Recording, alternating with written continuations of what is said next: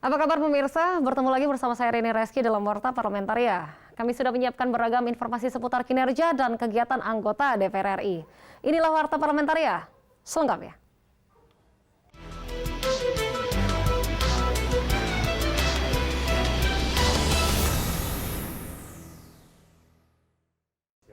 Komisi 2 DPR RI menilai keberadaan lembaga KASN tidak memiliki urgensi yang kuat. Oleh karena itu, Komisi 2 mengusulkan agar pengelolaan ASN dilaksanakan oleh Kementerian PAN-RB.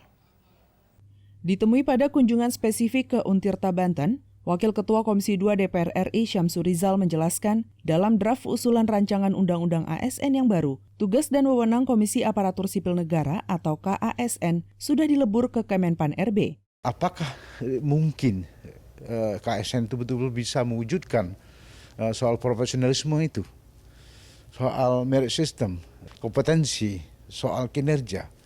Sementara mereka itu aparatnya sangat terbatas dan keberadaannya hanya di Jakarta.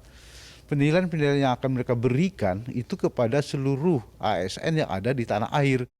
Ketua Komisi 2 DPR RI Ahmad Doli Kurnia Tanjung menilai, pelaksanaan tugas dan fungsi pengawasan serta pemberian sanksi kepada aparatur sipil negara lebih efektif jika dijalankan oleh Kementerian Pendayagunaan Aparatur Negara demi penyederhanaan birokrasi. Ahmad Doli juga mengungkapkan, kewenangan KASN saat ini tidak maksimal sebab hanya memberikan rekomendasi tanpa bisa memberi keputusan yang berkaitan dengan ASN. Terutama kepala-kepala daerah itu yang merasa bahwa keberadaan KASN ini akan menambah birokrasi baru gitu ya. Tetapi juga banyak juga kalangan yang mengatakan bahwa KASN ini adalah simbol dari reformasi birokrasi sebetulnya. Nah, memang posisi dalam undang-undang yang existing sekarang itu posisinya masih abu-abu. Dari Banten, Nur Fuad, TVR Parlemen melaporkan. Panja evaluasi dan pengukuran hak guna usaha, hak guna bangunan, dan hak pengelolaan lahan. Komisi 2 DPR RI menilai banyak kasus penertiban atas lahan yang luasnya ratusan bahkan ribuan hektar tidak dioptimalkan oleh perusahaan pemegang hak di berbagai daerah. Akibatnya, pemasukan kas negara tidak produktif. Saat kunjungan spesifik ke Provinsi Kalimantan Timur, Ketua Komisi 2 DPR RI Ahmad Doli Kurnia Tanjung menyoroti banyaknya kasus perusahaan yang diberikan hak guna usaha, namun tidak dioptimalkan bahkan tidak digarap. Masalah yang perlu kita urai, yang kemudian kita cari datanya, kemudian kita analisis, dan kalau kemudian munculkan masalah kita selesaikan. Itu. Ada modus ya perusahaan-perusahaan yang diberikan HGU, diterbitkan HGU, tetapi kemudian tidak dioptimalkan ya, tidak digarap bahkan. Sementara anggota Komisi 2 DPR RI Bagus Adi Mahendra mengatakan, terkait persoalan pertanahan di daerah baik HGU, HPL, dan HGB yang terbengkalai akan diusahakan untuk diselesaikan oleh Panja Komisi 2 DPR RI. Bagus Adi Mahendra menambahkan, pemanfaatan tanah harus memberi kesejahteraan bagi masyarakat sesuai dengan aturan perundang-undangan yang telah berlaku. Ini sudah diberikan kepada perusahaan, tapi perusahaan tidak mau mengelolanya dengan baik, maka disinilah kita akan memperjuangkan bagaimana masyarakat bisa mempergunakan tanah itu untuk pada hakikatnya meningkatkan kesejahteraannya mereka. Dari Provinsi Kalimantan Timur, Mario Hasiholan, TVR Parlemen melaporkan. Sosialisasi program legislasi nasional prioritas atau Prolegnas Balik DPR RI disambut baik oleh masyarakat Papua Barat, khususnya terkait rancangan undang-undang tentang masyarakat adat. Ditemui usai memimpin pertemuan dengan sejumlah satuan kerja perangkat daerah beserta perwakilan tokoh adat Papua Barat, Wakil Ketua Balik DPR RI Ibnu Multaza mengaku senang karena pertemuan tersebut berlangsung cair dan dinamis. Pembahasan rancangan undang-undang tentang masyarakat adat mendapat banyak sekali tanggapan dan masukan, baik dari aparat penegak hukum maupun dari sejumlah tokoh adat Papua Barat. Kan masyarakat hukum adat kan sudah selesai di Balik, sudah ada di tangan pimpinan DPR, tinggal diparipurnakan, nanti selanjutnya akan dikirim ke pemerintah untuk dibuat dim pemerintah disandingkan dengan rancangan undang-undang masyarakat adat. Anggota Balik DPR RI Adang Darajatun mengapresiasi tingginya minat tokoh masyarakat Papua Barat beserta jajaran SKPD dalam membahas prolegnas prioritas Salah satunya rancangan undang-undang tentang masyarakat adat. Adang Darajatun berharap rancangan undang-undang masyarakat adat bisa menjadi payung hukum yang mampu mengakomodir keinginan masyarakat adat dan menjadi solusi bagi permasalahan adat. Mereka betul-betul menginginkan bahwa undang-undang yang nanti jadi, baik itu menyangkut masalah adat dan sebagainya, harus memenuhi keinginan-keinginan mereka dalam konteks hukum adat itu sendiri. Di sini banyak sekali suku-suku dengan segala aturan dan sebagainya. Dan di daerah lainnya ya, karena kita tahu sekali bahwa Indonesia begitu luas, begitu banyak adatnya, begitu banyak aturan adat yang di masing-masing daerah. Dari Papua Barat, Oki Zulindra, TVR Parlemen, melaporkan. Jangan kemana-mana pemirsa, karena kami masih memiliki banyak informasi lain dalam Warta Parlamentaria. Di antaranya datang dari Komisi 3 terkait meminta kebakaran lapas tidak dijadikan isu politik. Setelah jeda berikut ini.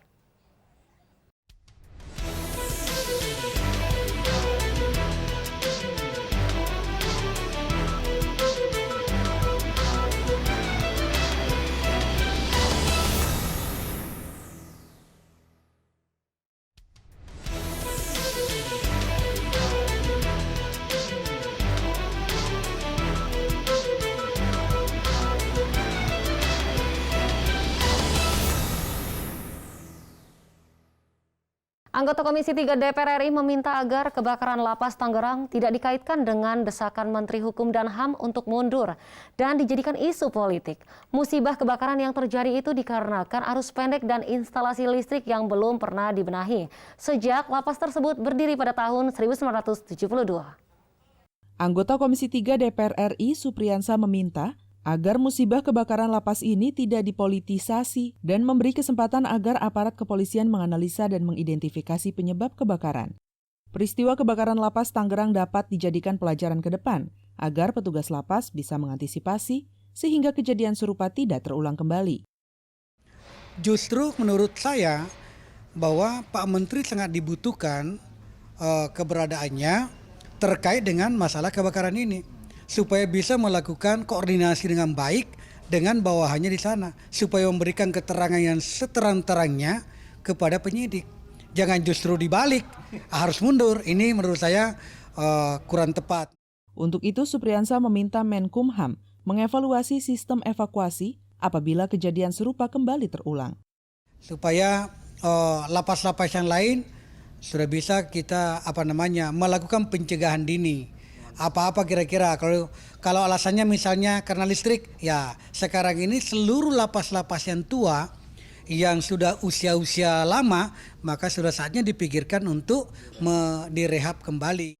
Sebelumnya, Koalisi Masyarakat Sipil mendesak Menteri Hukum dan HAM Yasona Lauli mundur sebagai bentuk tanggung jawab dalam tragedi kebakaran di Lapas Kelas 1 Tangerang, Banten. Andri, TVR Parlemen, melaporkan. Terkait kebocoran data masyarakat pada aplikasi e-Hack dan Peduli Lindungi, anggota Komisi 9 DPR RI mendesak Kementerian Kesehatan mengevaluasi sistem keamanan dan fungsi penggunaan aplikasi, sehingga upaya untuk menekan penyebaran COVID-19 di tempat umum tetap maksimal. Di Gedung Nusantara 1 DPR RI Jakarta, Ashabul Kahfi mengatakan kebocoran data masyarakat sangat berbahaya karena dikhawatirkan akan digunakan untuk kepentingan politik dan bisnis. Kementerian Kesehatan diimbau berkoordinasi dengan aparat kepolisian, BIN, dan BSSN untuk menindak dan mencegah tindakan peretasan data masyarakat pada aplikasi e-Hack dan Peduli Lindungi. BPJS kemarin kita jebol, e-Hack jebol, ini Peduli Lindungi saya dengar kemarin jebol lagi. Begitu rapuhnya ya pertahanan kita di sektor itu. Anggota Komisi 9 DPR RI Saniatul Latifah menilai keamanan data masyarakat pada aplikasi Peduli Lindungi dan e-Hack sangat lemah, sehingga banyak oknum bisa mengakses data masyarakat dan berpotensi digunakan untuk tindakan kejahatan. Kementerian Kesehatan diimbau melakukan evaluasi secara menyeluruh terhadap keamanan dan fungsi aplikasi Peduli Lindungi. Ini harus dievaluasi. Tujuannya bagus untuk tracing, untuk mendeteksi, untuk memastikan kondisi dan memastikan bahwa kita benar-benar safe dan semua data kita itu tidak terpasukan. Berikut juga data PCR, data antigen tidak terpasukan.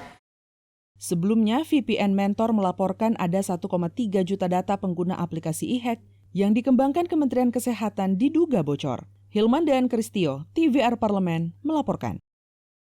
Anggota Komisi 8 DPR RI mendorong program yang dijalankan Kementerian Pemberdayaan Perempuan dan Perlindungan Anak mengacu pada kemampuan anggaran, sehingga target program bisa tercapai. Di Gedung Nusantara II DPR RI Jakarta, Maman Imanul meminta Kementerian PPPA tidak lagi mengalami refocusing karena memiliki peran strategis dalam pemberdayaan perempuan dan perlindungan anak. Tambahan anggaran bagi Kementerian PPPA dinilai belum cukup untuk mencakup program yang sangat luas di seluruh Indonesia. Meski begitu, Kementerian PPPA diminta tetap menjalankan peran dalam memfasilitasi dan mengedukasi terkait perlindungan anak dan perempuan. Jangan terlalu banyak program, fokus saja beberapa program sesuai dengan anggaran yang ada. Nah setelah itu baru kita evaluasi bareng-bareng. Kementerian ini terlalu banyak program, lalu karena banyak program dananya tidak ada, akhirnya programnya banyak yang tidak tercapai.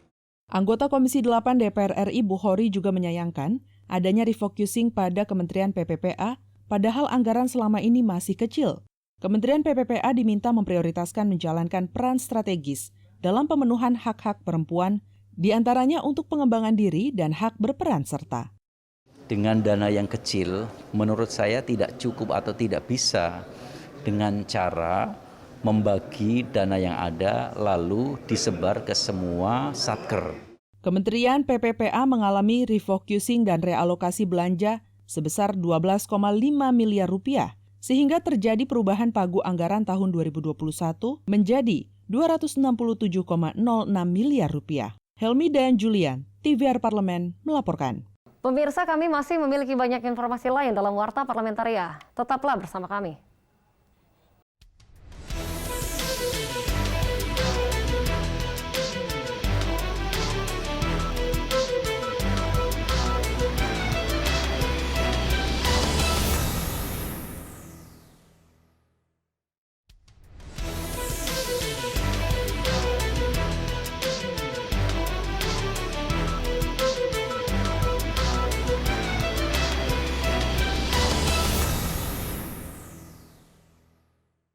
Menanggapi penghapusan nomenklatur BNPB dalam RUU Penanggulangan Bencana oleh pemerintah, Komisi 8 DPR RI sepakat tetap mempertahankan kelembagaan BNPB, bahkan mendorong penguatan BNPB. Di Gedung Nusantara II DPR RI Jakarta, anggota Komisi 8 DPR RI John Kennedy mengatakan, Indonesia merupakan negara rawan bencana alam di darat maupun laut. Maka Komisi 8 DPR RI menolak pelemahan bahkan penghapusan BNPB pada rancangan Undang-Undang Penanggulangan Bencana. Tujuan revisi Undang-Undang Penanggulangan Bencana justru melakukan penguatan terhadap kelembagaan BNPB. Bukan untuk dilemahkan, tetapi justru untuk diperkuat. Di Indonesia ini kan ada dua bencana. Satu bencana alam. Bencana alam ditanggulangi oleh BNPB. Yang kedua bencana sosial ditanggulangi oleh Kementerian Sosial.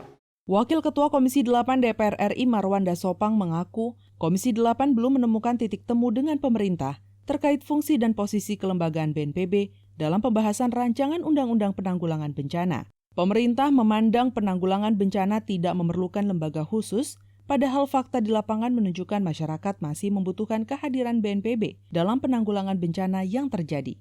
Baik masyarakatnya itu pemerintah, baik masyarakat di kawasan itu berharap BNPB itu tetap eksis begitulah. Komisi 8 DPR RI menargetkan revisi Undang-Undang Nomor 24 Tahun 2007 tentang penanggulangan bencana bisa diselesaikan di tahun ini. Ferdian dan Ridwan, TVR Parlemen melaporkan. Komisi 10 DPR RI optimis Pekan Olahraga Nasional atau PON ke-20 di Papua siap diselenggarakan. Kesiapan venue, infrastruktur pendukung, keamanan, dan penerapan protokol kesehatan dinilai sudah sesuai target. Saat mengunjungi Stadion Utama Lukas NMB Papua, Wakil Ketua Komisi 10 DPR RI Abdul Fikri mengaku bangga dengan Stadion Utama Istora dan Akuatik sudah bertaraf internasional. Jajaran Pemda di Papua didesak meningkatkan keamanan dan penerapan protokol kesehatan menjelang dan saat penyelenggaraan PON, sehingga tidak menimbulkan klaster COVID-19. Persyaratan vaksinasi tentunya menjadi keharusan. Semula kita pesimis ya dengan kondisi Papua dan karena venue-venue belum jadi waktu itu. Fix ini semuanya sudah siap dan secara fisik venue-venue juga sudah. Sementara itu Wali Kota Jayapura Ben Hur Tomi Mano memastikan seluruh kegiatan pada PON 20 di Papua akan menerapkan protokol kesehatan yang ketat. Pihaknya juga akan meningkatkan pelaksanaan vaksinasi di Kota Jayapura sehingga mencapai 80% sebelum penyelenggaraan PON. Meski begitu, pihaknya berharap Komisi 10 DPR RI mendorong pemerintah pusat segera menyelesaikan infrastruktur. Siap 100% untuk digunakan dalam pertandingan. Tapi sarana-sarana pendukung infrastruktur lainnya masih belum dilengkapi oleh PP PON dan ini segera diselesaikan. PON ke-20 di Papua akan digelar pada 2 hingga 15 Oktober mendatang, yang diselenggarakan di 4 kabupaten kota berdasarkan cabang olahraga pada PON 20. Dari Provinsi Papua, Tim Liputan TVR Parlemen melaporkan. Demikianlah beragam informasi seputar aktivitas DPR RI yang sudah kami susun dalam Warta Parlamentaria. Saya Rini Reski beserta kerabat kerja yang bertugas undur diri. Terima kasih atas perhatian Anda. Sampai jumpa.